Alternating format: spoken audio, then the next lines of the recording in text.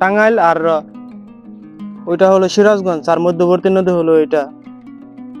যাক, জীবনে একটা মাছ, বড় মাছ পাইছি, জীবন সার্থক হয়েছে। হ্যালো গাইস, আসসালামু আলাইকুম। তো আজকে আমি চলে আসছি হলো যমুনা রিভার সাইডে, মূলত যমুনা শাখার যে মেন নদীটা, সেই নদীতে আসছি। তো চলেন আজকে আপনাদের নদীটা ঘুরে দেখাবো যে নদীটা আসলে কতটা সুন্দর আর কি। তো চলেন সরাসরি যাওয়া যাক হলো নদীর দিকে। নদীটির মেন শাখায় যাওয়ার জন্য উঠে পড়লাম একটি বিশাল সাইজের নৌকায়। তো আপনারা দেখতেই পারতেছেন যে নৌকাটা আসলে কতটা বড়, এবং আঞ্চলিক ভাষায় নৌকাটির নাম হলো সেলো। নৌকা থেকে নেমে হাঁটা শুরু করলাম, এবং কিছুক্ষণ হাঁটার পরে দেখলাম যে অনেকগুলো মানুষ হাতে লাগেজ নিয়ে আসছে এদিকে। তো আমি প্রথমে বুঝতে পারি নাই যে আসলে কারা।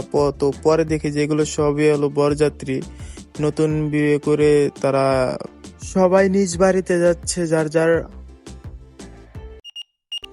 তো অবশেষে হলো আমরা এসে পড়েছি হলো যমুনা নদীর মেন শাখায়। আর আপনাদের যদি ভিউটা দেখায় আসলে অসাধারণ। এই যে আমার পিছিয়ে যে দেখতে পারতেছেন নদীটি, এই নদীটি হলো আসল যমুনা নদী রিভার সাইড।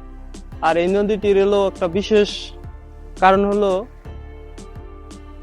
আমি যদি আপনাদের দেখাই ব্যাকগ্রাউন্ড থেকে, তাহলে তো জাস্ট দেখেন ভিউটা, অসাধারণ একটা ভিউ নদীর পাড়ের। আর এই নদীর একটা বিশেষ গুরুত্বপূর্ণ কারণ হলো যে ওই যে আপনারা দেখতেছেন ওই যে ওই পারে আপনার কিছু গাছগাছালি দেখা যায় খারাপ। আমি জুম করে দেখাইতেছি আপনাদের, যে দেখেন ওই যে এই যে কিছু গাছগাছালি দেখা যাইতেছে, ওটা হলো সিরাজগঞ্জ এরিয়ার মধ্যে পড়ে।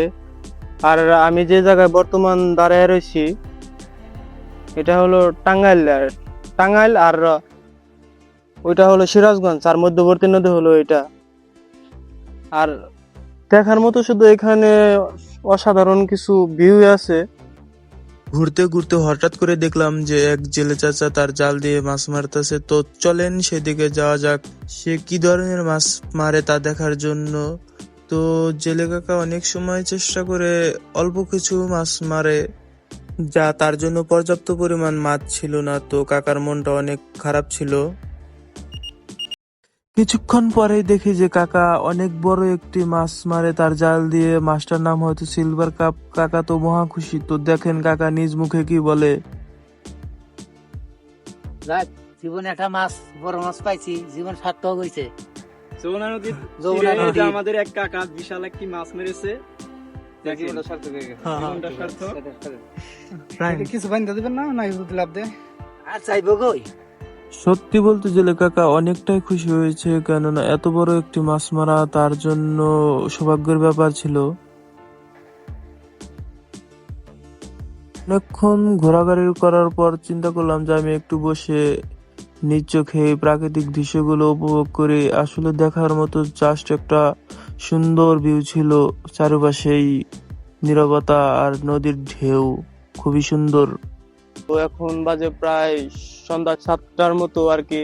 তো একটু পরে আবার নৌকা পাওয়া যাবে না, যার কারণে হয়তো এই নদীর পাড়ে আমাকে থেকে যেতে হতে পারে। তাই এখন আমি চিন্তা করতেছি যে বাড়ির দিকে রওনা দেব।